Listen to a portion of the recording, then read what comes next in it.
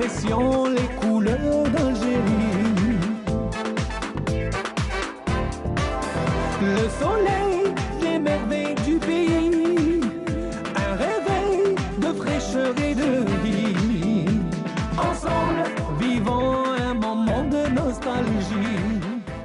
Bonjour, bonjour et bon réveil à tous. Merci de nous rejoindre dans Bonjour d'Algérie. Et tout de suite, un survol du sommaire de cette matinale où l'on parlera du Diwan, oui, à travers un festival organisé actuellement à Ain Safra. Oui, il a été délocalisé pour être dans les portes du Sud et je pense que c'est très approprié personnellement parce que c'est vrai qu'il y a un ancrage en termes de musique populaire dans la région et bien sûr, Ain Safra dépend de la wilaya de Naama.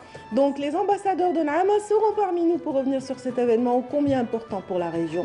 Dans cette matinale, nous parlerons encore culture avec Lilia Ben Nasser qui nous donnera un petit peu le résumé de l'activité culturelle de cette fin de semaine. Et puis nous aurons le plaisir de retrouver Aïda Meshri, notre psychologue, pour parler cette fois-ci d'une profession, je dirais, qui est à la jonction de la rééducation et puis également la thérapie. Donc on ne la connaît pas beaucoup cette profession, il s'agit de la psychomotricité. Qu'est-ce que c'est que la psychomotricité? Quand est-ce qu'on peut prescrire un bilan en psychomotricité? Bon, on va voir un petit peu les détails tout à l'heure avec Aïda Meshri, bien sûr, qui va nous parler de cette thérapie en particulier. Et dans cette matinale, nous avons coutume de recevoir tous les mercredis Ahmed Ghrighassan qui vient nous parler, mettre en valeur nos savants musulmans. Aujourd'hui, il a choisi donc de nous présenter Mouloud Ben El-Mouhoub. Voilà, donc cet érudit, cet homme de foi qui vraiment mérite sa place dans cette rubrique. Dans cette matinale, nous aurons également à parler du cancer du sein. Nous l'avons fait depuis le début du mois d'octobre et nous continuerons cette fois-ci en parlant d'une activité en faveur des femmes, en faveur de la sensibilisation contre cette pathologie. Il s'agit d'une course annuelle qui est souvent un petit peu portée par les associations. Aujourd'hui, c'est l'association Al-Amal qui nous en parle à travers la présence de la chargée de communication pour l'association Nora Bouzida. Voilà qui est dit par rapport au sommaire. Et tout de suite, comme nous avons coutume de le faire, on démarre l'émission par un point météo.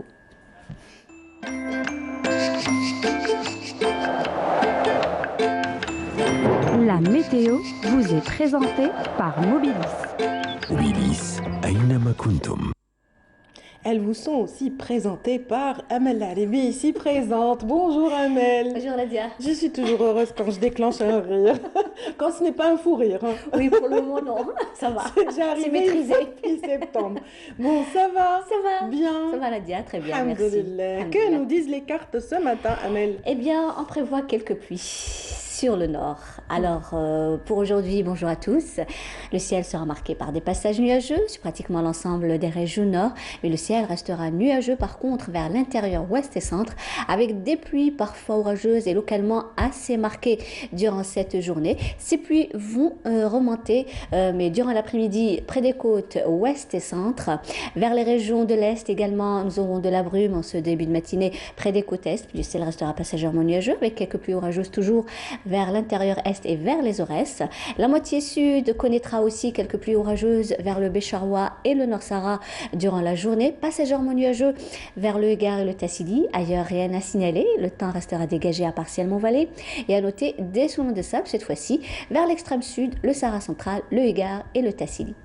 Eh bien, les températures, elles seront plutôt agréables pour la saison, avec toutefois un 24 degrés du côté d'Oran, 23 à Alger, Tlemcen, 20 degrés du côté de Tiaret, 22 Tizi Ouzou, 19 à Batna, 20 degrés à Djelfa, 18 à Al-Bayad, 21 degrés à Constantine. Au sud, on relèvera 22 degrés seulement du côté de Béchar, 24 à Biskra, 25 à Gardaya, 30 à Ilizi, Tindouf, 34 à Adrar, 32 degrés à Insalah et le maximum cette fois-ci à Ingezam avec 39 degrés. La mer aujourd'hui, eh bien, elle se montrera plutôt agitée sur les côtes ouest, mais peu agitée sur les côtes centre et est. Les vents souffleront entre 30 et 40 km/h sur les côtes ouest et centre et 10 à 20 km/h sur les côtes est.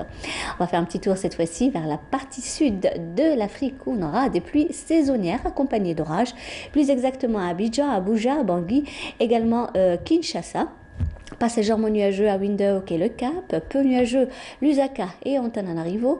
Côté Mercure, eh bien, on relèvera 22 degrés à Addis Abeba, 27 à Nairobi, 30 à Antananarivo, également à Abidjan, 28 à Windhoek, 31 degrés du côté de Kinshasa et enfin le maximum cette fois-ci à Abuja avec 33 degrés. Voilà, je vous retrouve tout à l'heure, juste après le journal télévisé de midi et d'ici là, très très bonne matinée.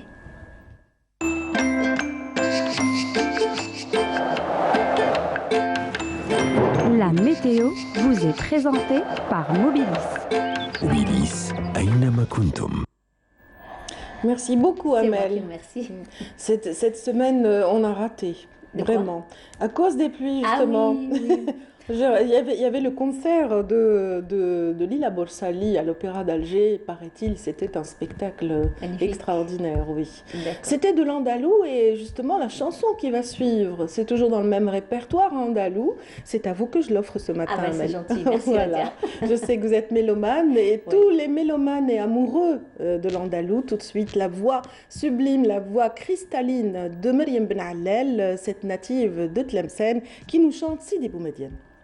Et oui, c'était Sidi Boumediene chanté par Myriam Ben Allel. Mesdames, Messieurs, merci de nous rejoindre ce matin dans Bonjour d'Algérie. Nous avons toujours plaisir de retrouver chaque mercredi Aïda Mechri, ici présente. Aujourd'hui, elle a choisi de vous parler d'une profession pas très connue. Il s'agit de la psychomotricité, donc une profession paramédicale qui gagnerait à être plus connue. Vous allez voir pourquoi tout de suite. Bonjour Aïda, Bonjour Radia, ça va? c'est moi qui viens avec plaisir. Ah. Je travaille avec vous avec plaisir. Je découvre, je creuse, je partage, Très bien. j'apprends énormément. Où est-ce que je vais vous trouver des fleurs maintenant?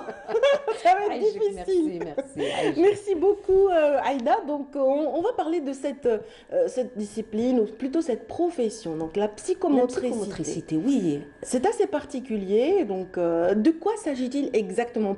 On peut commencer par la définir? C'est excellent. Ouais. Pour la simple raison, nous les psys, on a pendant très longtemps travaillé avec nos collègues, mais à aucun moment on s'est arrêté juste pour clarifier quel est le plus, comment on pourra vraiment travailler ensemble, comment on pourra vraiment enrichir nos pratiques. Je crois qu'aujourd'hui vous m'invitez à parler de cette richesse. Si je parle du corps, ben vous savez très bien que nous tous, dans des moments difficiles, Oui. dans le développement, on peut parler de nous, comment on accepte une partie du corps, pas l'autre. On peut vivre des traumatismes, des accidents là où on peut perdre le mouvement, on peut avoir des petits soucis de santé qui concernent des muscles, des articulations, tout ça. Si on dit qu'on a besoin d'un kinésithérapeute pour pouvoir nous aider pour redynamiser, soigner des muscles, donner du mouvement, ça c'est fonctionnel. Oui. Ça veut dire, si on donne juste l'exemple de la marche, on va dire, un kiné va nous apprendre à mieux marcher, à reprendre la marche, à aider un enfant qui n'a pas acquis dans son développement la marche pour, voilà, trouver les mouvements, l'articulation qu'il faut, tout ça. Un psychomotricien, c'est celui qui va travailler sur le désir. Ce sera le souci, pourquoi il n'arrive pas à marcher. Les émotions qui habitent le mouvement, qui habitent le corps.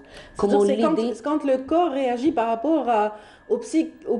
Absolument. C'est ça. Pourquoi la peur qui nous habite? Parce que j'ai peur de tomber, que je ne peux pas marcher. Le kiné, il travaille avec cette partie émotionnelle qui donne... Le psychothérapeute. Le psychothérapeute. Oui, Voilà. vous avez dit kiné. Ah non, attends, ça veut dire que vous avez bien compris. Si vous me corrigez, ça veut dire C'est pas qu'on est pareil. sur le C'est bon pas chemin. pareil, oui. C'est pour dire que le premier travail sur la fonctionnalité, comment vraiment donner le mouvement, il a besoin probablement de radio pour mieux voir de près comment.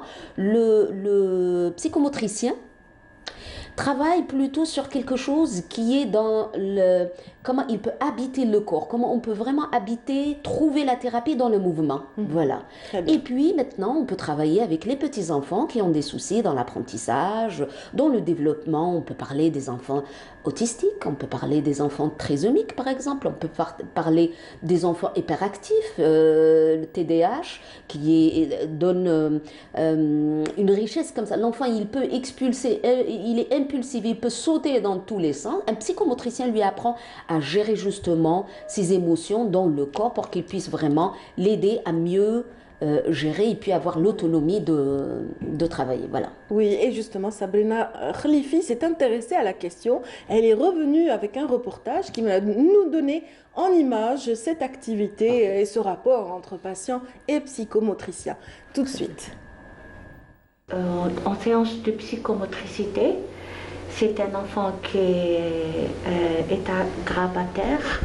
Il y a une hypotonicité complète du corps. Il y a la position assise, elle n'est pas acquise. La psychomotricité est une spécialité qui est très jeune. Le mot psychomotricité est composé de deux mots, psycho et motricité. Ça veut dire c'est cette conscience, cette présence, cette âme, cette idée qui habite le corps. Donc c'est la relation, l'interaction qui relie la pensée au mouvement. C'est en psychomotricité, ce qui nous intéresse et ce qu'on travaille, c'est la manière de faire, la manière d'utiliser le corps. Comment on utilise notre corps, comment on habite notre corps, comment on l'adapte, comment on le coordonne, comment on l'ajuste dans le temps et dans l'espace. Sans oublier toutes les informations qui nous viennent des 5 sens, comment les gérer et comment planifier un mouvement par rapport à tout ça. Gauche, bonjour, bonjour. وراسي منا وشوف يحيى شكون جاي يصورك. Ils sont gentils. جا حتى عندنا. Bravo. نزيد ندور منا. Parce que c'est un enfant qui n'a pas de maintien de la nuque, donc je lui fais vivre le mouvement. Donc je lui fais vivre le mouvement. دور راسي. Très bien. نحبط راسي لتحت ونطلع راسي لفوق. La psychomotricité en Algérie, elle a débuté en 80, la première promo en 84, deuxième promo 85, troisième promo 86. Je précise un point qui est très important. La psychomotricité est une spécialité paramédicale. Comme le kiné, comme l'anesthésiste, comme la sage-femme, c'est une spécialité paramédicale, c'est bac plus 3 ans d'études, mémoire et un diplôme délivré par le ministère de la Santé après 7 ans d'exercice.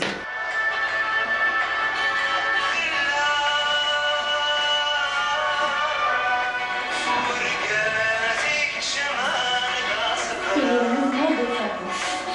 Il essaie d'émettre des sons. Et la psychomotricité, elle est destinée de la naissance de l'enfant prématuré dans une couveuse jusqu'à le vieux. Donc, de l'enfant, du bébé à l'enfant, à l'adolescent, à l'âge adulte, jusqu'à la vieillesse. Jusqu'à la vieillesse. De 0 jusqu'à. Elle est destinée à toute la population. Elle a un côté éducatif, une approche éducative, une approche rééducative et une approche thérapeutique. Une approche éducative, ça veut dire qu'on apprend à l'enfant à utiliser son corps. À utiliser son corps. Je dis bien, je précise comment il utilise son corps. Un enfant qu'on porte, un enfant qu'on met dans une voiture, un enfant, on fait tout, on devient ses jambes et ses mains. C'est un enfant qui n'apprend pas à utiliser son corps. Il restera toujours dans un corps subi. Il subit ses mouvements. Et il y a côté rééducatif, un enfant qui a des difficultés, peut-être qu'il a une fracture, maintenant il a peur de pouvoir sauter.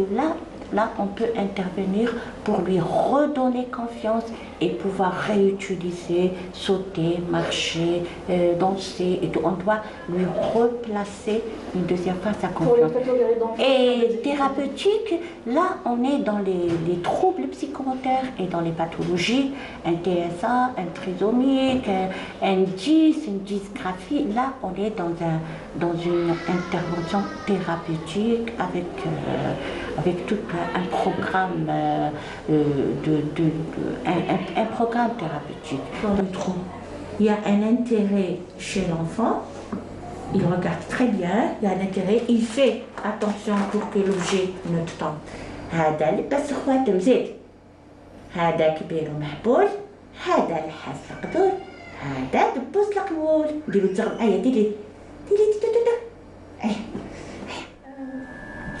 Voilà, donc bon, cette dernière séquence nous a arraché un sourire, mais croyez-nous, on était très peinés de voir cet enfant souffrir.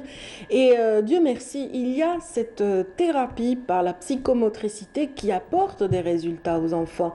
Docteur Aïda Mechli, dites-moi, à quel moment et comment à quel moment on sait qu'on doit prescrire justement un bilan psychomoteur ou alors faire appel au savoir-faire d'une psychomotricienne? Regardez, les choses sont très très simples. Oui. S'il s'agit d'un petit enfant pour le booster, le réveiller, là je crois que le reportage a bien précisé oui. avec les définitions que Madame a apportées, c'est combien que c'est très intéressant de pouvoir vraiment réveiller le corps et puis de lui donner vie.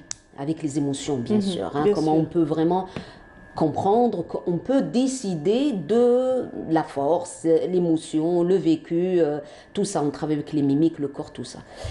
Mais regardez, il y a beaucoup de gens qui souffrent, par exemple, de l'anxiété. L'anxiété, ils sont tellement anxieux que ça colle, une rigidité dans le corps, on ne sait pas pourquoi. C'est vraiment fonctionnel. Ça peut être d'éthique aussi, des mimiques. Par exemple, et des gens qui souffrent énormément, le psychomotricien peut leur permettre de travailler justement cette partie qui est vraiment dans la pensée, qui donne une anxiété et une rigidité par rapport au mouvement, par rapport à la pensée, une peur, une hésitation, pour qu'ils puissent retrouver dans le cadre qu'il faut, parce que ça dépend aussi de la formation du kiné, de psychomotricien, voilà, et son cadre, sa formation, sa sensibilité, qui va inviter l'autre à justement à vivre, à retrouver cette marche, cette danse, ce mouvement, cette manière d'habiter dans la richesse des émotions, quelque chose à mieux comprendre aussi, appréhender son corps. Comprendre, voilà, c'est pour ça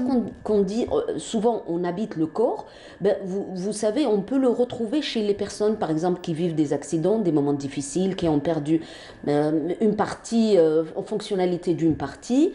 Ben, on a vu des personnes très très âgées qui n'ont pas l'autonomie de faire vraiment et d'avancer par peur, par anxiété, par idées noires, par beaucoup de choses. Eh ben, à travers des exercices, à travers la force qui vient travailler sur l'estime de soi, sur la confiance. Vous savez, si on veut faire quelque chose, mouvement, c'est un travail, tout ça, ça dépend de notre confiance. On sait qu'on peut le faire. Et après, on canalise un tout petit peu l'énergie qu'on a, la force qu'on a, pour pouvoir vraiment décider et commencer vraiment à le faire. Ne serait-ce que sport ou activité physique comme ça. Ce n'est pas du jour au lendemain qu'on peut faire les meilleurs exercices avec une bonne manière. Il y a des corps qui refusent, il y a des corps qui n'ont pas le rythme. Ils n'ont pas l'harmonie. C'est difficile pour eux de trouver l'espace, de cadrer l'espace et le temps dans le mouvement, tout ça. Donc, Aïda Mechli, si j'ai bien compris, donc il peut être l'activité, les exercices offerts par proposés par un psychomotricien peuvent compléter l'action du kiné. Donc, ça peut booster et accélérer le process quelque part. Absolument. Le premier travaille sur un muscle, sur un mouvement dans des séances très précises avec un exercice. L'autre, il travaille dans l'émotionnel, la force, dans la confiance de soi, dans la possibilité de le faire. Et on associe aussi à ces gens un diététicien, un psychologue qui travaille aussi sur les troubles. On peut associer aussi un orthophoniste qui travaille sur les langages. Par exemple, on peut retrouver des enfants qui ont des troubles dans l'apprentissage avec une motricité fine. Ça veut dire qu'il inverse les mots, on en a déjà parlé. Mais voilà qu'un psychomotricien, il a la patience, l'art, la manière, l'exercice qu'il faut pour pouvoir vraiment donner l'énergie, la force à ses doigts et puis d'acquérir cette motricité fine qui va lui permettre de mieux écrire, de mieux cadrer l'espace, de mieux jouer, de mieux habiter l'espace dans le temps et puis de décider comment vraiment on peut vraiment combler, trouver de l'équilibre. Mais voilà, je dirais, psychomotricien, c'est une équipe pluridisciplinaire, il faut travailler sur plusieurs. Je crois que les mamans, avec les enfants qui ont des soucis dans le développement. Qui prescrit un bilan psychomotricien et qui recommande d'aller? Un généraliste peut le faire? Un généraliste peut le faire, un pédopsychiatre peut le faire, un psychiatre peut le faire. Voilà, c'est une prescription, mais c'est une demande aussi. Tant qu'il s'agit de quelque chose qui touche le corps dans l'espace et le temps, voilà, je crois que le psychomotricien va aider énormément. Et même voilà, d'apporter une réponse préventive, je dirais, aux troubles psychomoteurs. Absolument. Merci infiniment. Merci. Donc, il permet aussi de dépister. Absolument, surtout par rapport aux enfants, un psychomotricien saura expliquer aux parents que ce n'est pas de faire les exercices, mais de comprendre qu'il y a une gêne quelque part qu'il faut travailler pour dénouer. Vraiment... Exactement, je crois que c'est ça. On va donc voilà qui est plus clair par rapport à cette profession paramédicale qui a son utilité, on le sait maintenant.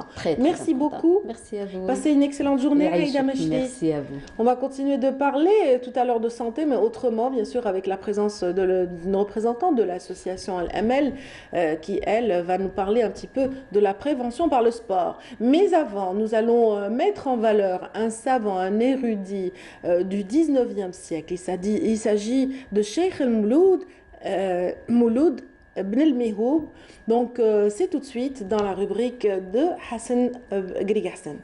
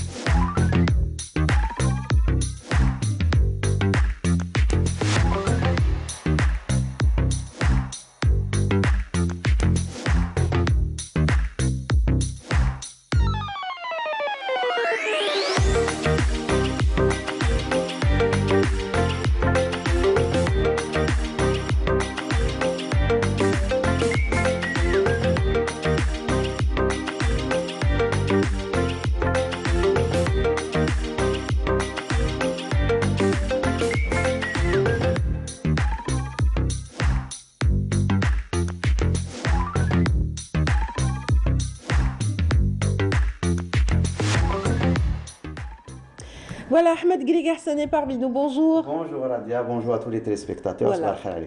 Alors, certains disent Cheikh el-Mihoub, certaines autres personnes disent Bel-Mihoub. Alors, c'est Cheikh el-Mouloud Ben el-Mihoub. Ben el-Mihoub. Très bien, fait, voilà, c'est bon de corriger. On continue dans la même lancée. La dernière fois, on a parlé de l'un des faiseurs d'Ibn Badis, si on peut l'appeler ça comme ça, pour revenir un peu aux sources et aux origines du mouvement Islah en Algérie. Et cette fois, on va parler du deuxième maître Ibn Badi, de Cheikh Abdelhamid Ibn Badis, bien que le rapport n'était pas aussi aussi bon qu'il a été avec Cheikh Hamdan Lounisi, qui est vraiment son maître spirituel. Son mentor, exactement. Mais il a été aussi élève de Cheikh Al-Mouloud bin Mouhoub. En fait, Cheikh Al-Mouloud bin Mouhoub, c'est aussi l'un des premiers réformistes en Algérie, c'est l'un des premiers muslihin. Donc, bien avant la naissance de Jum'iyat al-Ulama, au début du XXe siècle, donc il a joué un rôle très important. Il fait partie, enfin, c'est le descendant de Sidi al-Mouhoub, de la région d'Il-Loula. C'est une famille, bien sûr, vu tout ce qui s'est passé avec l'occupation française. Donc, ils ont dû se déplacer à un certain moment. Ils sont installés à Constantine. Son père, Cheikh Mohamed Saïd, a fait ses études à Al-Azhar. Donc, il a commencé à étudier en Algérie, puis il est parti terminer ses études à Al-Azhar. Il est revenu, il a été qadi dans les environs, dans le Constantinois, Oued Zinati, je crois. Et il est mort jeune, il a laissé très très jeune son fils, il avait à peine 7, 8 ans, 9 ans peut-être.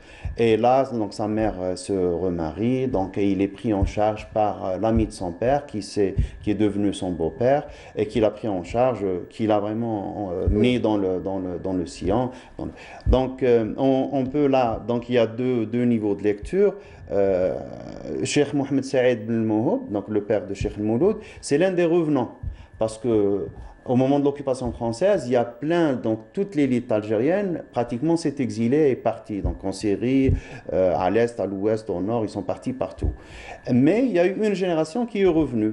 Entre autres, il y a le père de Cheikh Mouloud bin Mouhoub, Cheikh Mohamed Saïd. Avec tout un savoir. Bien sûr, ils sont partis, ils sont formés, que ce soit à Zitouna, en Égypte surtout. Et puis ils sont revenus, entre autres aussi Cheikh Al-Medjawi, qui est le maître de Cheikh Mouloud bin Mouhoub. Ils sont revenus, ils ont essayé de recommencer depuis le zéro. Donc ils ont commencé ex nihilo. Oui.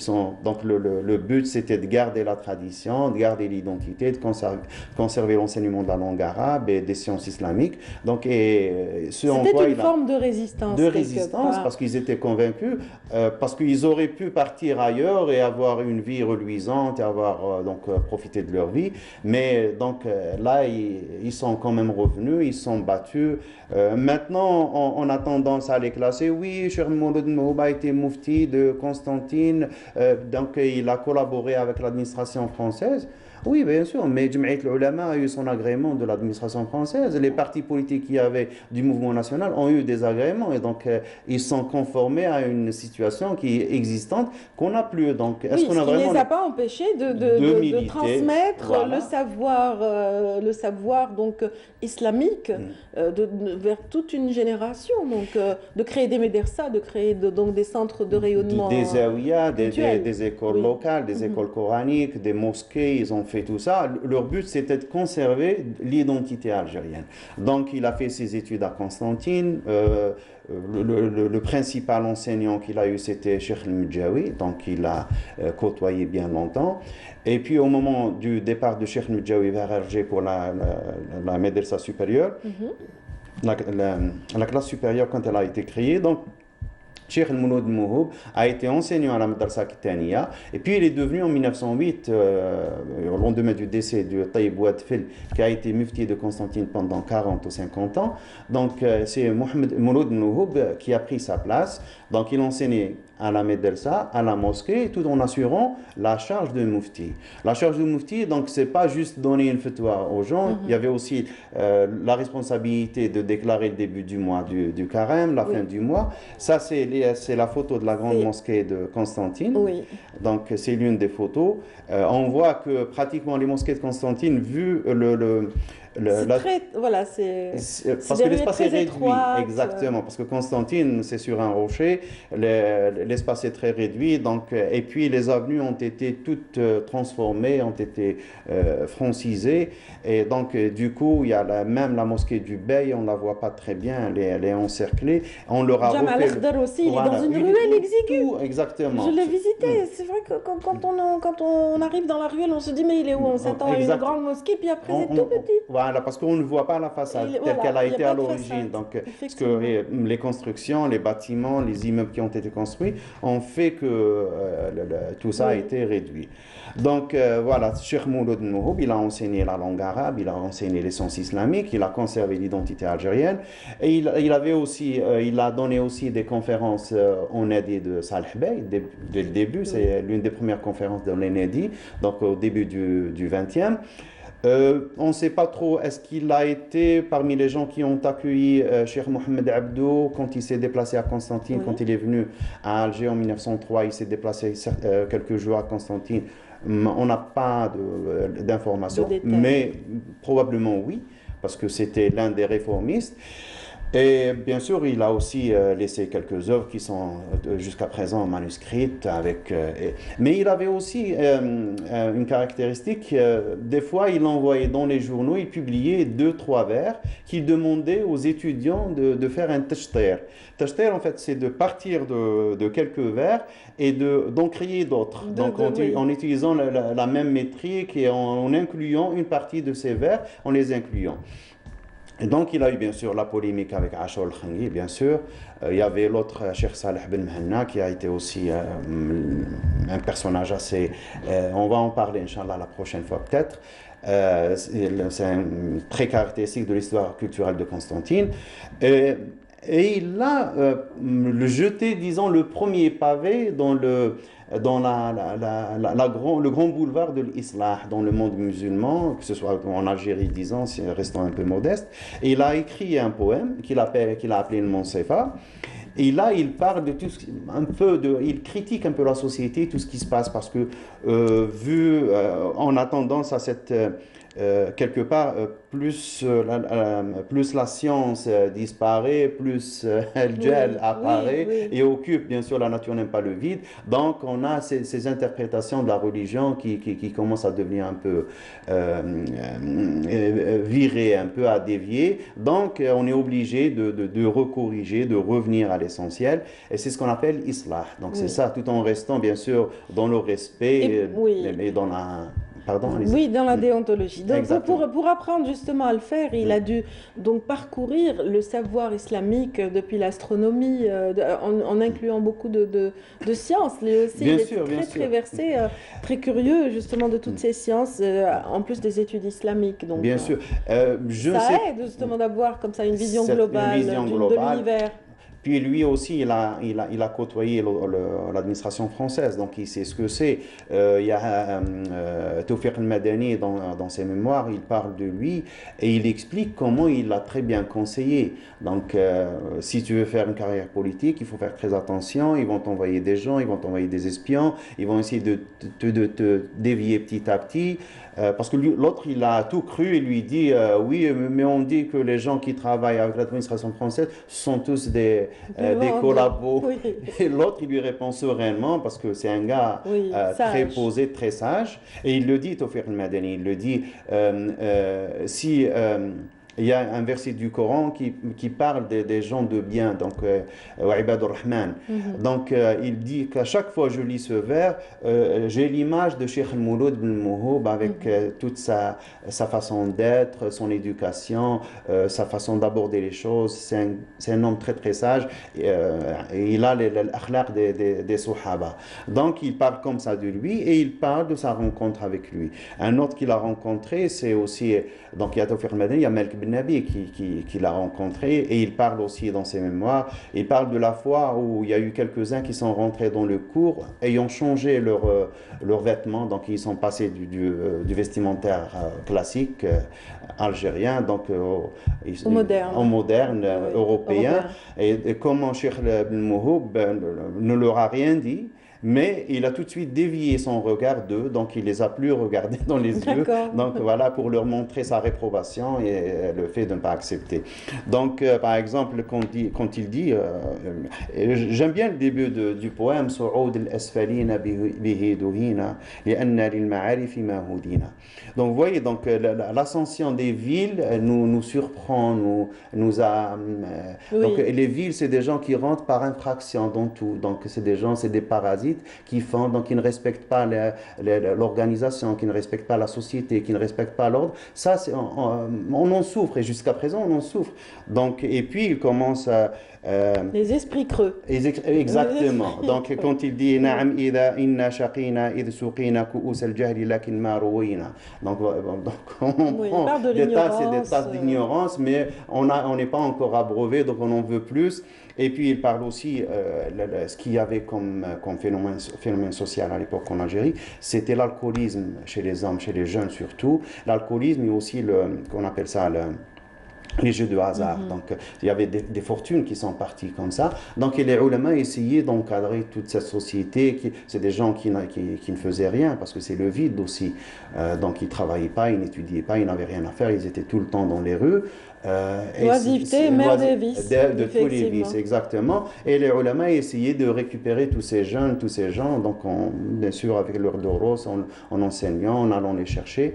Et sans parler de cette volonté vraiment de l'administration française d'introduire certaines idées profanes, d'encourager l'ignorance, le charlatanisme, etc. Exactement. Donc, au dépend de tout ce savoir qui était hérité, qui avait son ancrage.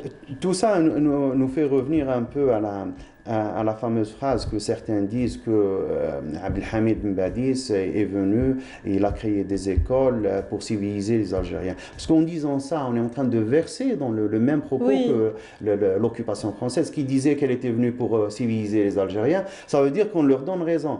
Or, avec tous les exemples qu'on donne dans cette petite rubrique, donc, on met un peu de lumière sur tous les gens qui disent non, les gens étaient civilisés, ils avaient leur système d'éducation, il était bien ou pas bien, ça c'est une autre paire de manches. Maintenant, est-ce qu'ils étaient, c'était des sauvages? Non, ça ne peut pas être comme ça. Oui, ils étaient interdits carrément d'action, les profs d'arabe n'étaient pas du tout permis, l'enseignement. Il était soumis à une le prêche était surveillé. Exactement. Et puis même les matières qu'ils enseignaient, ils n'avaient pas le droit d'enseigner la géographie parce que l'Algérien ne devait pas se situer géographiquement, on n'avait pas le droit d'enseigner l'histoire, on n'avait pas le droit. Certains chapitres dans le fiqh, notamment chapitre du djihad, étaient absolument interdits.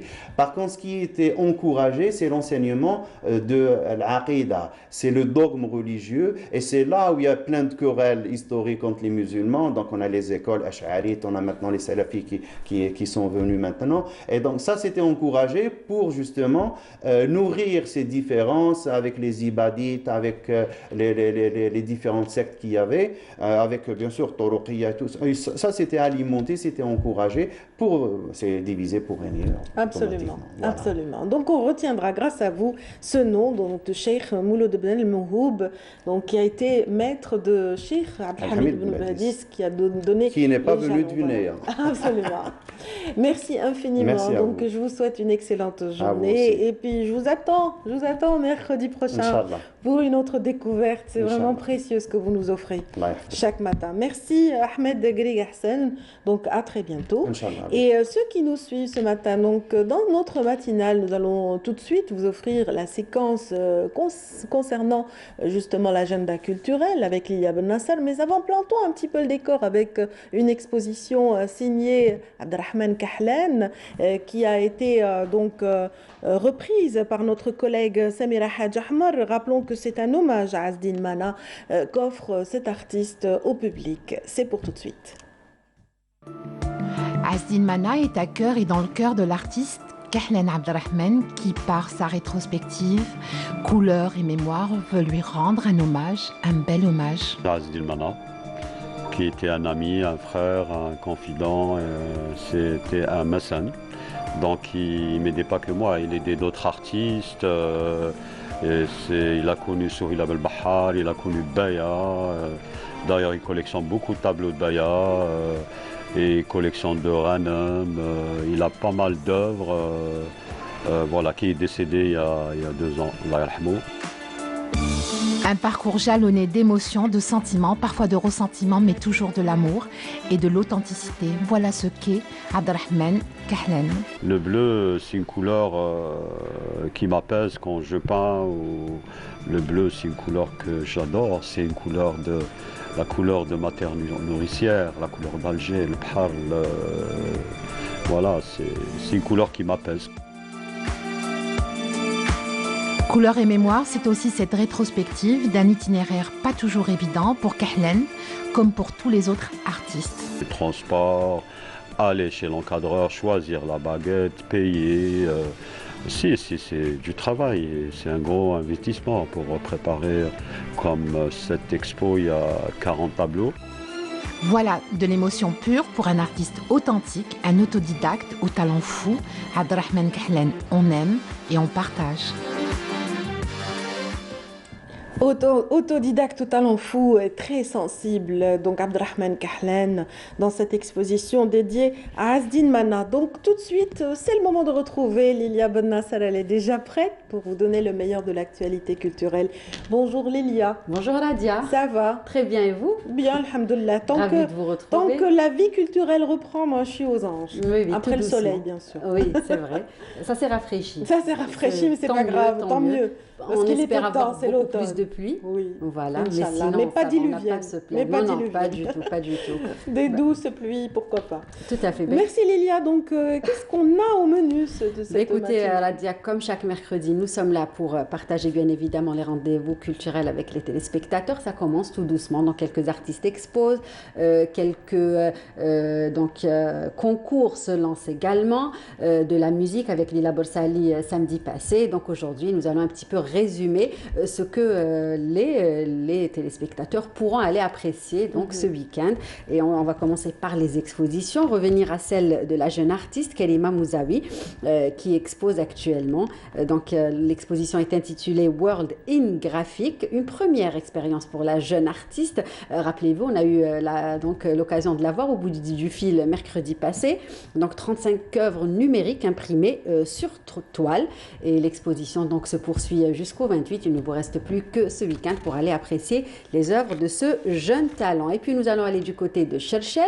On l'avait déjà annoncé, mais ça continue. Il faudra donc profiter. Il s'agit donc de la belle exposition de calligraphie qui est organisée à la Maison de la Culture de la région Abdelwaheb Slim. Les œuvres du grand calligraphe Mohamed Djellaoui jusqu'au pareil, ça se poursuit jusqu'à ce week-end. Donc un artiste calligraphe autodidacte, poète également. Donc vous pouvez bien évidemment apprécier tous ces tableaux, ces calligraphies jusqu'à ce week-end du côté de la Maison de la Culture Abdelwaheb Slim de Tipaza. Nous allons parler d'un salon cette fois-ci et nous intéresser à la déco. Il s'agit du salon de la déco et du bien-être. Un rendez-vous signé la Galerie d'Art, Couleurs et Patrimoine. Donc un beau rendez-vous qui vous attend. Un salon qui englobe donc tout ce qui concerne la décoration intérieure, mais pas que. Des produits de beauté naturels, le savoir-faire des artisans et des artisanes algériennes. Tout ce qui est fait main sera mis à l'honneur. Donc à travers cette exposition qui est signée la Galerie d'Art, Couleurs et Patrimoine. Et on rappelle que la galerie a pour but justement de promouvoir le patrimoine et les artistes algériens. Donc une belle exposition dédiée à la déco et au bien-être. Ne ratez pas ce rendez-vous. Nous allons parler également d'un concours qui concerne les enfants. Donc le concours est lancé par l'association culturelle Asla Ahmed et Rabah. Il concerne donc les enfants âgés entre 4 et 10 ans résidant en Algérie ou encore les tout petits qui résident à l'étranger. Ils ont droit bien évidemment d'y participer. Le thème est libre, tout comme le choix des matériaux, des couleurs, des techniques et des supports. Voilà donc, il faut être créatif les enfants. Les travaux doivent être remis avant le 11 décembre à l'adresse au siège de la fondation, l'adresse 29 bis boulevard Zérout Youssef, où encore les œuvres pourront bien évidemment être déposées directement au siège de l'association de 10h30 à 15h les jours de semaine. Donc un beau concours qui s'annonce. Et enfin nous allons finir avec le cinéma 7e art, quelques films à ne pas rater à la salle Ibn Zaydoun. Donc aujourd'hui mercredi 27 à 14h Dune, à 17h Fast and Furious 19 et à 20h Mourir peut attendre, le dernier. Donc James Bond va aller découvrir les dernières aventures de l'agent 007. Le jeudi 28 à 14h La Patte Patrouille, un rendez-vous pour les enfants.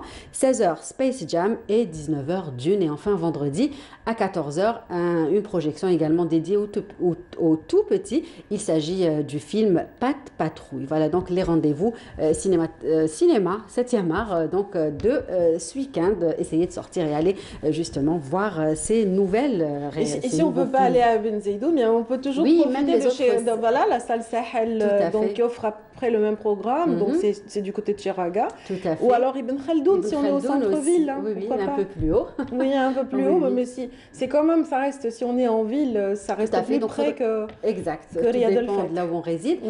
Il faut juste, bien sûr, aller vers le site de ces salles et tout le programme est bien évidemment mis en avant. Avec pratiquement les mêmes films. Exactement, c'est les mêmes films qui sont projetés, c'est juste les horaires et les jours qui changent, voilà. Très bien, bon, je peux rajouter quelque chose? Bien sûr, allez-y. Parce que ça me ferait plaisir d'en parler. Il s'agit de notre de feu, Ramadan Kasser, Allah yarhamou. Donc un hommage lui sera aussi accordé cette semaine à partir du 1er jusqu'au 7 novembre prochain.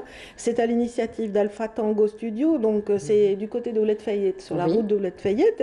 Et donc ce qui est intéressant, c'est que cette exposition hommage correspond justement à cet artiste qu'on a perdu, puisque tous les bénéfices des ventes seront reversés au profit des enfants cancéreux. C'est ça qui est noble et c'est ça qui vraiment fait plaisir. Donc si vous avez envie de faire une bonne action, allez-y. D'un côté, vous allez acquérir une belle œuvre de Abdelrahman Kasser ou des artistes participants. Et puis, d'un autre côté, vous ferez du bien à ces enfants qui en ont vraiment bien besoin. Merci, merci Lilia. Radia pour cette belle info. Merci, Lilia. C'est moi. Passe une excellente journée. Oui, toi aussi, Radia. Voilà. Et au plaisir de te retrouver. On se retrouve dès la semaine prochaine, mercredi, pour le meilleur de l'actualité. Tout de suite, donc cette petite transition donc, qui est d'ordre informatif et sensibilisation également, donc, et qui nous plante le décor par rapport à l'invitée suivante, qui n'est autre que Nora Bouzida, représentante de l'association L'Amel.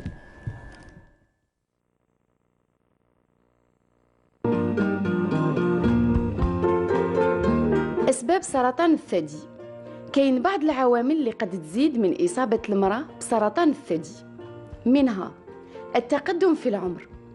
كل ما زاد السن تاع المرأة زاد احتمال إصابتها بسرطان الثدي. أكثر من 80% من المصابات في الجزائر يفوق العمر تاعهم 45 سنة. العامل الوراثي، في حال أصيب 2 أو أكثر من أفراد العائلة المقربين بسرطان الثدي يستحسن القيام بالتحليل الجيني من أجل الوقاية لباقي أفراد العائلة. والعامل الوراثي يمثل فقط نسبة 5 إلى 10% من الإصابات. امتداد النافذة الأستروجينية. كل ما كان سن البلوغ مبكر وسن اليأس متأخر تتعرض المرأة أكثر للإصابة بسرطان الثدي لكثافة العمل الهرموني في كل هذه الفترة، وهو المتسبب في الإصابة. السمنة تزيد من خطر الإصابة بسرطان الثدي بسبب نسبة الشحوم والدهون المتراكمة، وهي مصدر الهرمون المتسبب في الإصابة بسرطان الثدي. التغذية غير السليمة، التغذية غير المتوازنة راح تساعد على الإصابة بسرطان الثدي، خاصة إذا كان النمط الغذائي تاعنا غني بالبروتينات والدهنيات يعني الزيوت.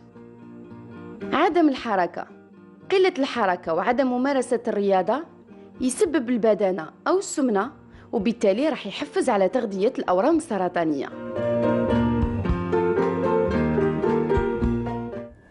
Vous l'aurez compris, on parlera encore et encore davantage jusqu'à la fin de ce mois d'octobre de ce cancer du sein qui menace toujours les femmes. Pas seulement les femmes, les enfants parfois et les hommes sont inclus par cette menace. Donc dans cette menace plutôt, je ne sais plus parler, mais bref, c'est pas grave. Bienvenue à docteur Nora Bouzida. Donc vous êtes chargée de la communication pour l'association Al-Amel qui compte parmi ses membres de nombreux médecins et praticiens de la santé. Voilà, d'où la petite confusion. Mais vous êtes à la base éditrice. Oui. Mais bénévole complètement investi dans l'action sociale et c'est excellent. Tout à fait, merci. Et je pense que beaucoup de monde justement est investi dans cette lutte parce que ce cancer du sein n'arrête pas de progresser dans notre société. Cette année, c'est encore 1000 femmes de plus qui sont touchées.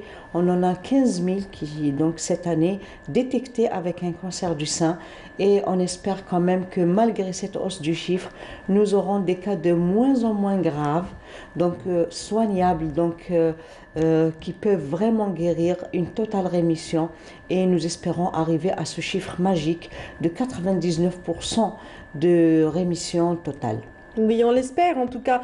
Pour les femmes algériennes. Justement, ces indicateurs, ces chiffres, ces statistiques permettent de connaître, sont révélateurs peut-être quelque part de la prise de conscience, parce que peut-être le dépistage a lieu plus souvent. Tout à fait. Voilà, que les femmes acceptent d'aller vers le médecin, le sénologue ou alors le gynécologue, tout dépend. Tout à fait, d'où notre acharnement à continuer ce travail de sensibilisation et d'information et de travail sur le terrain pour faire le dépistage du cancer du sein. Vous avez tout à fait raison, effectivement, c'est symptomatique donc, de cette prise de conscience, et donc il y a de plus en plus de je vais dire de niches organisées pour la mammographie, pour les essais, les examens cliniques. Et donc nous, par exemple, vous parliez de ce mois d'octobre, nous en profitons et nous faisons ça toute l'année en réalité, mais ne serait-ce que pour parler du mois d'octobre, nous avons passé une semaine à Béchar où nous avons fait dépister avec une équipe médicale, bien sûr, et les autorités de santé locales et le ministère de la Santé au niveau national. Nous avons fait dépister 400 femmes et découvert 8 cas de cancer, ce qui est une moyenne assez importante, mais quand même, nous espérons que ce sont des cas que nous pouvons soigner, que nous pouvons remettre, on va dire, à la vie. Voilà, accompagner comme vous le faites si bien depuis des années. Donc l'association Al-Amal s'est donnée comme mission la lutte contre le cancer, l'information aussi, la sensibilisation. Et donc Béchar, c'est vrai que Béchar est doté de matériel nécessaire à la radiographie, mais il n'y a pas de praticien, ça manque. Elle a un nouveau CAC. Effectivement, il y a maintenant 14 CAC, ce qui était une revendication très importante de l'association Al-Amal dans les années 2009-2010. Et grâce au plan cancer, quand même, nous avons pu construire ces CAC. Aujourd'hui, nous parlons de gestion. Quand vous dites CAC, pour celui qui ne connaît pas, c'est le centre, effectivement, c'est le centre anti-cancer. Donc, c'est les centres intégrés, donc qui sont censés prendre le patient du point de A jusqu'au point Z, jusqu'à sa rémission. Nous espérons toujours. Donc, c'est pour. Et dans quel but? C'est de lui prévenir justement tout un parcours du combattant, parce qu'avant l'existence des CAC, comment faisaient les patients? En fait, il en existait 5 seulement au niveau national. C'était très très peu avec les déplacements et tout ça. Mais il n'empêche que jusqu'à aujourd'hui, nous avons ce problème de gestion qui fait qu'effectivement, certains CAC sont pourvus de matériel ultra moderne, mais où il n'y a pas de praticien. Et parfois, c'est le contraire. Parfois, c'est d'autres soucis. Donc aujourd'hui, notre appel aux autorités, un petit peu toutes les autorités concernées, c'est vraiment maintenant de faire un forcing pour que la gestion soit la plus régulière, la plus naturelle et tout, pour que le patient, pour qu'on ne parle plus du parcours du combattant. Or, la souffrance de la maladie, qui, nous l'espérons, de moins en moins importante et grande, grâce au dépistage, grâce à la prévention, grâce à tous ces bilans que nous pouvons faire pour le cancer du sein, c'est clair maintenant, beaucoup de gens, toutes les femmes pratiquement connaissent cet examen de la mammographie après 40 ans, mais aussi pour celles qui ont des antécédents familiaux moins de 40 ans, mais avec l'aide de leur gynécologue ou de leur médecin de famille. Elle peut faire des échos mammaires, elle peut faire des essais, je ne sais pas pourquoi je dis des essais cliniques, c'est les examens cliniques, ou des examens, Donc, elles font ce suivi-là pour celles qui ont des antécédents familiaux avant l'âge de 40 ans. Après l'âge de 40 ans, c'est une fois tous les 2 ans, mais vraiment, aujourd'hui, nous sommes, on va dire que nous sommes à mi-chemin de cette situation presque parfaite que nous espérons, où la femme algérienne pourra recevoir une lettre d'invitation chaque 2 ans pour aller faire sa mammographie, où elle aura son carnet de santé. Et peut-être même gratuitement, pourquoi pas? Bien sûr. Le dépistage pourrait devenir gratuit. Ça, c'est un autre volet sur lequel nous sommes aussi en train de travailler, d'où une autre action que nous avons lancée pendant ce mois d'octobre, que nous avons appelée Entreprise Wardi. Donc, nous avons sensibilisé beaucoup d'entreprises, entreprises et de compagnies où il y a des employés femmes, beaucoup, pour intégrer cette mammographie dans le cadre de la médecine du travail, ou à la limite faire des actions de sensibilisation pendant le mois d'octobre et peut-être offrir des mammographies à leurs employés.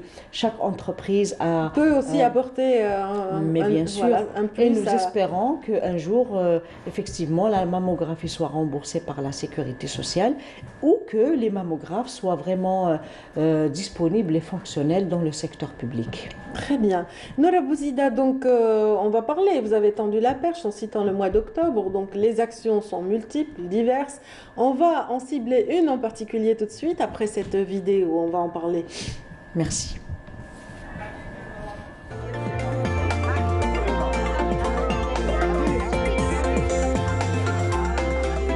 À l'occasion d'Octobre Rose, mois mondial de lutte contre le cancer du sein,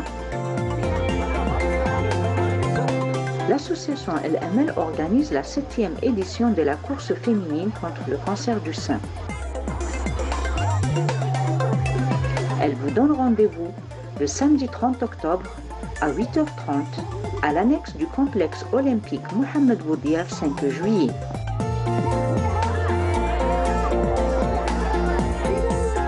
Les enfants participeront également avec un tour d'honneur sous le slogan « Je cours pour maman ».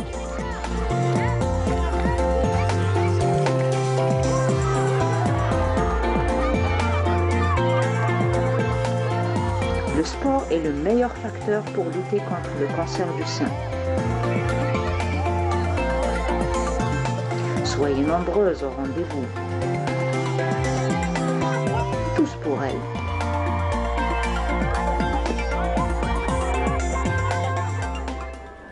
Et ce sont des images qui étaient gravées déjà dans ma mémoire parce que j'ai assisté à cette grande manifestation. J'ai vu l'engouement des enfants, des parents autour de leurs enfants. C'est vraiment un rendez-vous familial à ne pas rater.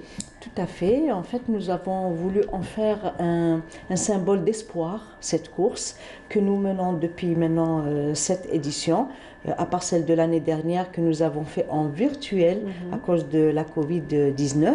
Mais effectivement, le fait de faire participer toute la famille, c'est vraiment pour élargir la prise de conscience parce qu'une maman qui part, c'est un drame. Une sœur... Une maman qui perd ses cheveux, c'est malheureux. Ça doit être compris par les enfants. Voilà, l'accompagnement doit être... Tout à fait. Et aussi, nous avons peut-être voulu sensibiliser les mamans au fait de se prendre en charge, de prendre en charge leur santé pour le bonheur de leurs enfants. D'où, voilà, donc ce tour d'honneur pour les enfants. Et croyez-moi, l'ambiance, elle est géniale sur le terrain de l'annexe du 5 juillet. Et nous espérons que cette année aussi, nous aurons beaucoup de femmes, beaucoup de familles et beaucoup d'hommes qui sont sur les gradins pour encourager leurs femmes, et leurs sœurs, leurs mères. Et franchement, c'est une ambiance que nous voulons vraiment festive pour redonner cet espoir. Parce qu'aujourd'hui, il faut savoir que la science a beaucoup avancé pour le cancer du sein et 99% de guérison, ce n'est pas rien, c'est presque 100%, c'est vraiment un espoir, et ces médicaments et ces traitements sont disponibles en Algérie. Ceux qui ne le sont pas, nous demandons à ce qu'ils le soient parce que la femme algérienne a le droit d'être soignée avec les plus grandes innovations aussi, elle a le droit à la vie. Les familles algériennes méritent aussi de rester complètes et ne pas souffrir à cause de ce cancer que nous pouvons prévenir. Oui, quand il est pris en charge à temps, tout à fait. On arrive à des résultats probants. Et même en fait, nous avons parmi les personnes qui courent, nous avons des femmes qui sont déjà atteintes et qui elles-mêmes donnent cet espoir. Elles parlent, elles prennent la parole pendant cette course. Et voilà, c'est une ambiance extraordinaire, tout en rose, tout en bonheur. Et nous espérons vraiment beaucoup de bonheur à toutes les femmes algériennes et qu'elles prennent, nous leur demandons de prendre en compte le fait que leur santé ne doit pas toujours passer en dernier. Elles s'occupent de la santé de leur mari, de leurs enfants, de leur maman. La femme algérienne est connue pour ça, elle porte la famille. Elle porte la famille, donc il faut qu'elle se porte elle-même, mais aussi que les hommes qui font partie de leur vie pensent un petit peu à elles et les poussent aussi à aller faire cette mammographie. Nous devons dire que la sensibilisation n'a pas été si longue. Il faut, dès les premières années de des campagnes que nous avons menées, nous avons remarqué un changement de comportement extraordinaire. Des hommes qui ne divorcent plus de leurs femmes parce qu'elles ont une ablation du sein. Vraiment, c'est quelque chose d'extraordinaire. Remettre au cœur du couple ce sentiment d'entraide, de solidarité et de comment dirais-je, de tendresse qui n'est pas lié au corps de la femme, ça c'est extraordinaire. Aujourd'hui, nous avons des hommes qui viennent inscrire toutes les femmes de leur famille qui dépassent 40 ans pour les séances de mammographie que nous menons un peu partout en Algérie. J'imagine votre déploiement pendant le mois d'octobre a été vraiment assez important. Et en fait, c'est pendant toute l'année parce que c'est quand même des opérations mobiles à travers l'Algérie qui est un grand pays. Nous le faisons toute l'année.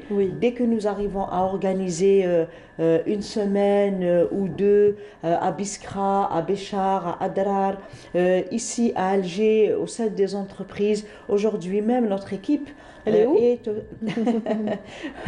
elle est dans une cour d'une compagnie bancaire. D'accord. Donc, pour les employés, avant-hier, nous étions chez Mobilis. Donc, voilà, nous essayons d'être partout où nous pouvons l'être et nous ne ménageons aucun effort parce qu'en fait, une opération permet d'ouvrir des milliers de consciences et après le travail se fait tout seul. Et quand c'est fait dans une ambiance bon enfant comme celle de la course qui se pratiquera donc sur le stade du 5 juillet, plutôt près de la coupole. C'est l'annexe. Voilà, l'annexe du 5 juillet. C'est la même entrée. C'est la même entrée, mais bon, athlétique. Il faut se diriger vers la coupole parce que l'espace le permet. C'est très verdoyant, c'est immense, c'est grand. On l'a vu en image tout à l'heure. Donc ce sera ce samedi à partir de quelle heure? De 8h30. 8h30, voilà, il faut être là-bas. Mais faut-il s'inscrire au préalable? Non, du tout. On arrive, on se met en t-shirt rose, on fait des échauffements. On prend son numéro. Voilà, je ne sais pas cette année s'il y a des numéros, mais en tout cas, le t-shirt rose, des casquettes pour les enfants, pour les... il faut dire que la toute première année où nous avons eu des enfants qui couraient, ça s'est fait spontanément parce que les enfants étaient là. Ils étaient naturellement avec leurs parents et ils voulaient courir. Alors on leur a mis les t-shirts de leurs adultes. Et vous les avez attachés? Comment vous avez fait? Non, ils avaient l'air d'avoir des djubas, des robes. Et c'était magnifique. En fait, voilà. Donc après, nous avons fait des t-shirts à leur taille. Et franchement, c'est toute cette ambiance que nous voulons créer autour du cancer du sein et des cancers féminins en général. Parce que la femme, c'est le pilier de la famille. Et une des activités aussi que nous lançons depuis plusieurs mois, même une année maintenant, c'est un centre d'accompagnement et de bien-être pour la femme post-traitement. Et souvent, oui, allez-y. Voilà, il est situé à Bellecour, où nous prodiguons des conseils, des thérapies de groupe, des conseils de diététique, mais aussi de remise sur le parcours de la vie active, personnelle, même féminine, par rapport à sa vie intime, par rapport à son envie de grossesse aussi. Et oui, un cancer, ça marque. Bien sûr. Et puis on a toujours peur de cette rechute, donc on va gérer sa peur, on va gérer cette... Nous avons des psychologues, une équipe de médecins donc, qui commence par cette consultation. Nous avons aussi une salle de sport pour les femmes qui malheureusement parfois arrivent à avoir le gros bras, qui est une situation qu'il faut gérer avec des spécialistes. Et en rééducation, aussi, on avait reçu justement un médecin rééducateur qui avait attiré l'attention par rapport à cela. Tout à fait. Suite à une intervention chirurgicale, il faut absolument faire de la rééducation pour reconstruire le muscle, l'aider et éviter le gros bras. Et nous avons un coin beauté pour remettre un petit peu les gestes de beauté naturelle pour la femme qui est passée par la sécheresse de la peau et tout. C'est une esthétique particulière, mais nous avons aussi des spécialistes pour l'accompagner, retrouver ces gestes-là qui lui font voir la vie belle, se voir belle, parce qu'elle est toujours belle. La femme qui porte une famille, qui porte une activité de vie, elle est toujours belle.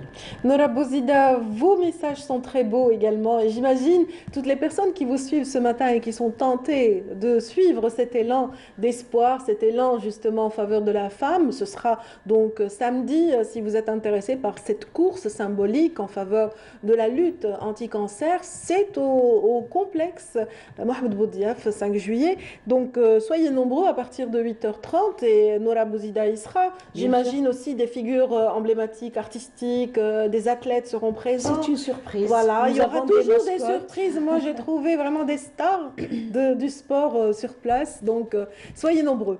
Voilà, merci et passez une excellente journée. Merci à vous, Radia, et merci aussi de vous faire toujours le porte-voix. Vous êtes une tribune qui nous est offerte toujours avec beaucoup comment dirais-je, d'engagement aussi de votre part. Oui, mais rien de plus noble que l'action des bénévoles de toutes les associations. Vous représentez aujourd'hui l'association Al-Amal. J'avais oublié et omis de le dire. Et nous, merci vraiment, infiniment. nous saluons tous les bénévoles sur les terrains. Il y a des associations partout dans le pays, dans les wilayas, et nous travaillons tous la main dans la main, je peux vous le dire. Oui, et aujourd'hui, c'est le moment de saluer surtout les bénévoles de l'association Al-Amal. Merci. Merci Nora Bouzida, passez une excellente journée et bon vent pour l'organisation de cette belle course, je dirais. Merci à ceux qui sont toujours avec nous. Allez, un petit moment musical avant de retrouver nos derniers invités, donc qui nous viennent de Ain Sefra pour parler du festival Diwan.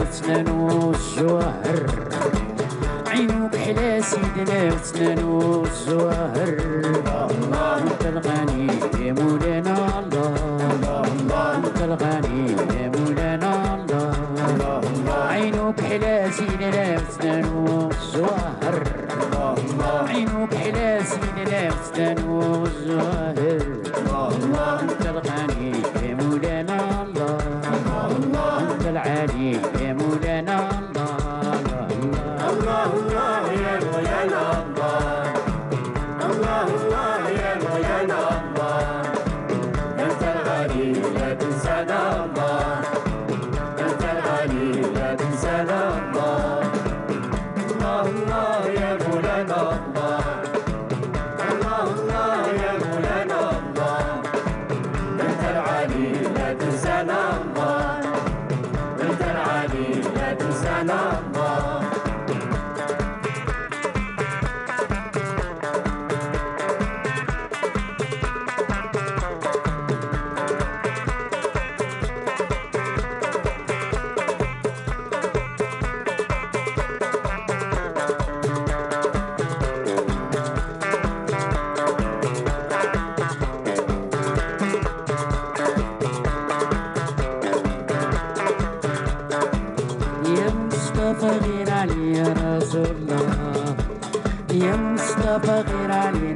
حبيب الله تخبر أنا رسول الله تخبر أنا رسول الله يا مصطفى غير عني يا حبيب الله يا مصطفى غير عنينا رسول الله ليك الخبر معنا رسول الله ليك الخبر معنا حبيب الله الله الله يا مولانا الله الله الله يا مولانا الله انت العلي لا تنسانا الله انت العلي لا تنسانا الله الله الله يا مولانا الله الله الله يا مولانا الله انت العلي لا تنسانا الله انت العلي لا تنسانا الله.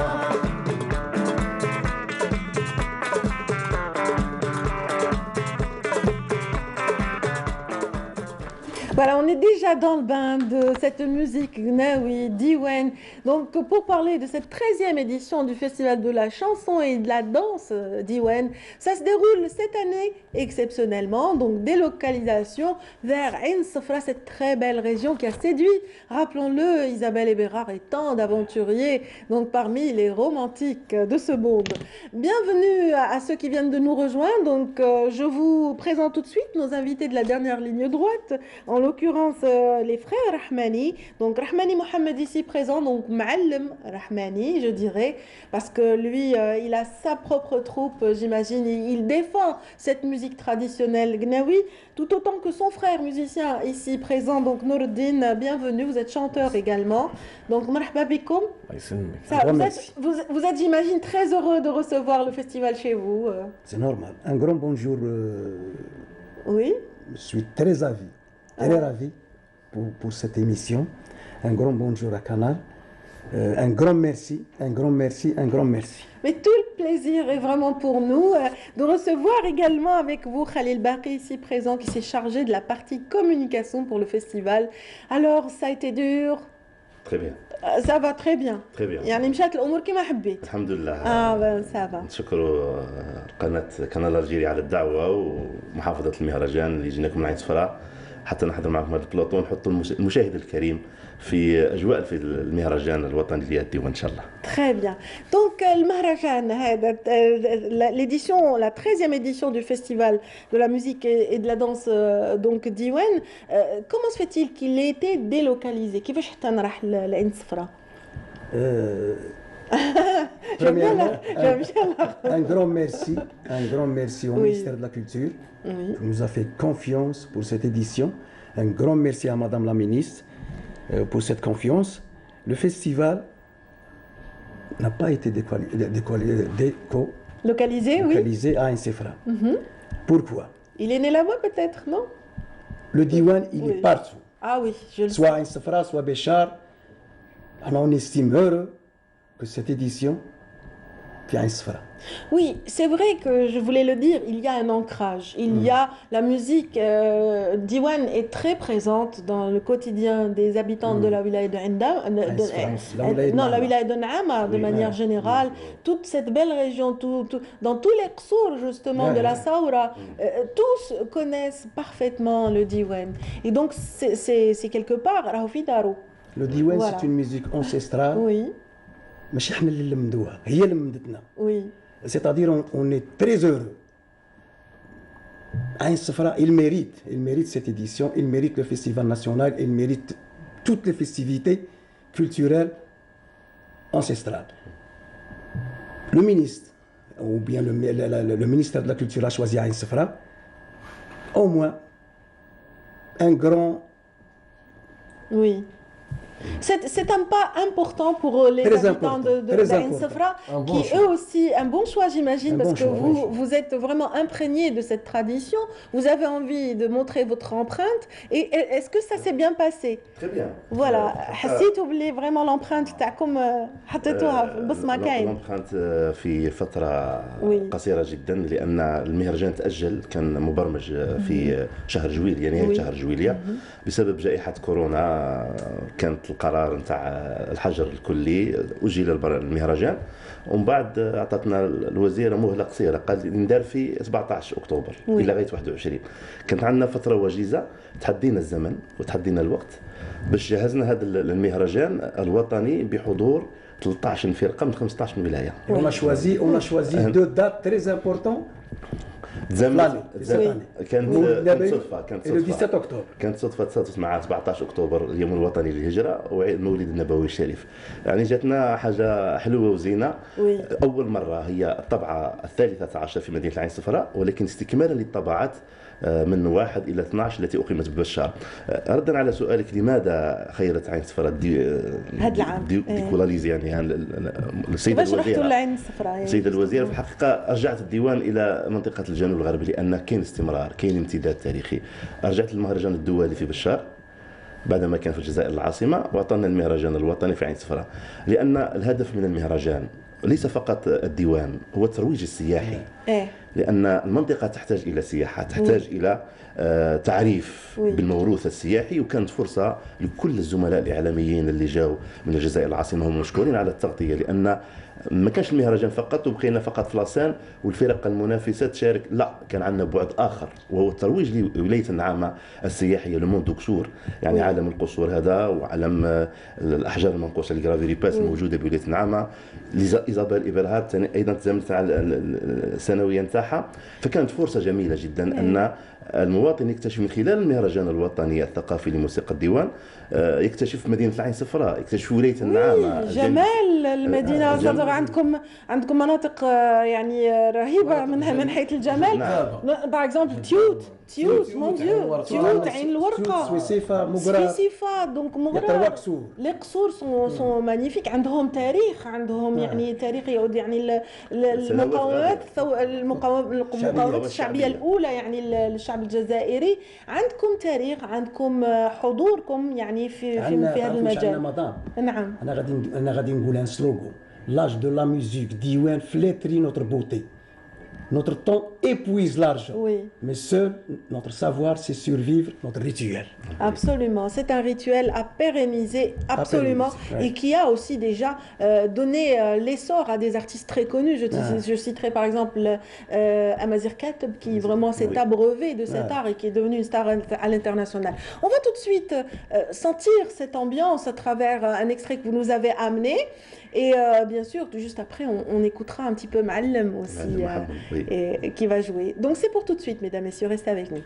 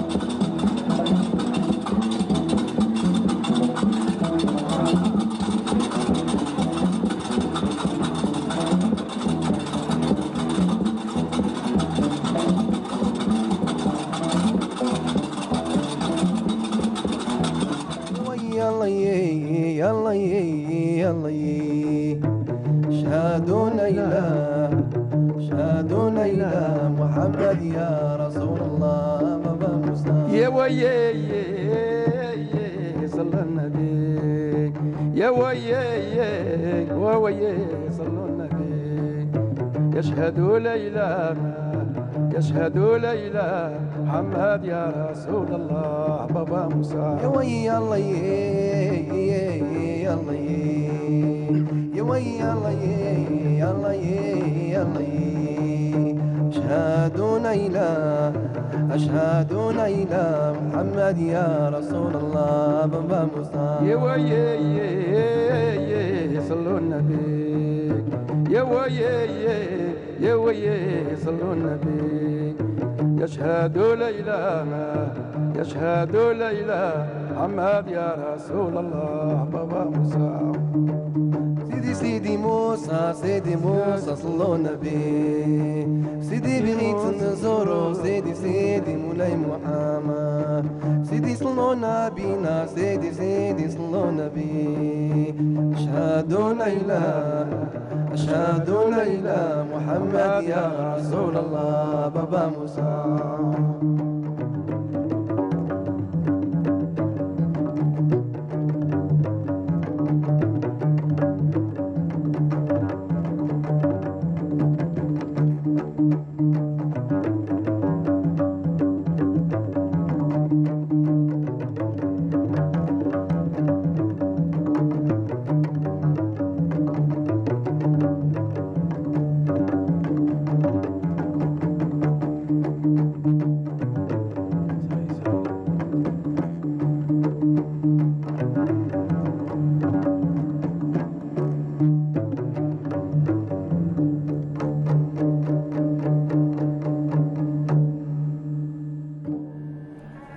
Voilà, c'était là Ma'allem, donc Rahman, le Ma'allem Rahmani, voilà, qui était accompagné par son frère, donc Nourdine, qui était au Gombri, c'est bien ça. Voilà.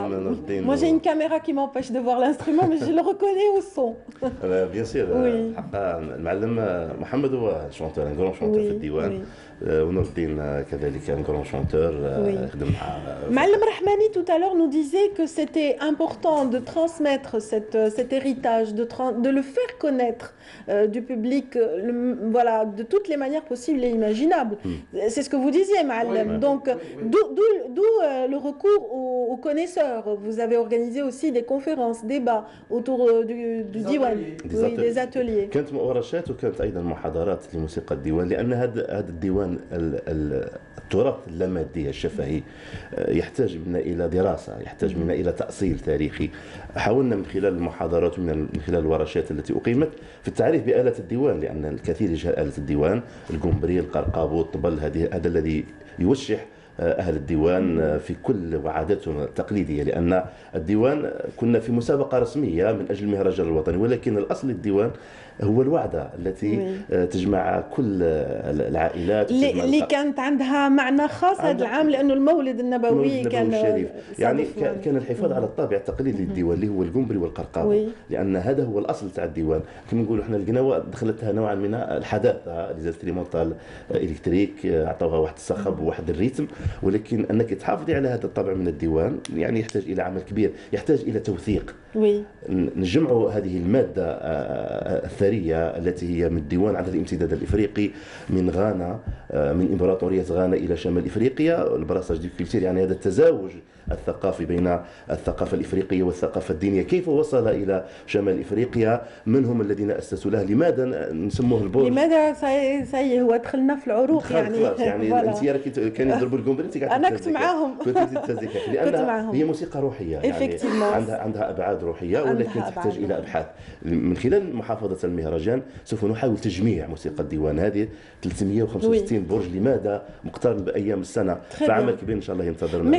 Merci infiniment Khalil Baqi. Je rappelle que vous êtes le chargé de la communication de cette 13e édition du Festival de la musique et de la danse Diwan. Donc vous vous exprimiez au nom de tous ceux qui ont participé à organiser cet événement. Bravo pour l'événement. Bravo aussi à Rahmani Mohamed, donc Ma'allem. Donc vous avez été le commissaire de ce festival. Le mot de fin vous revient et ainsi qu'un petit morceau pour finir justement cette émission. Le dernier mot, c'est notre slogan. Oui. Un œil sur la sauvegarde du patrimoine diwan. Excellent. Sauvegarder ce patrimoine. Et la manière de le sauvegarder, c'est de le jouer. Donc merci de nous permettre de découvrir encore cette belle sonorité. Et qu'il soit la manière authentique. Absolument. Oui. Authenticité, donc tout de suite garantie avec Ma'allem Rahmani Mohamed, accompagné au Gombri par son frère Nourdine, pardon. Donc merci de nous avoir suivis. Je vous laisse apprécier ces notes musicales. À très bientôt, à demain, mesdames, messieurs.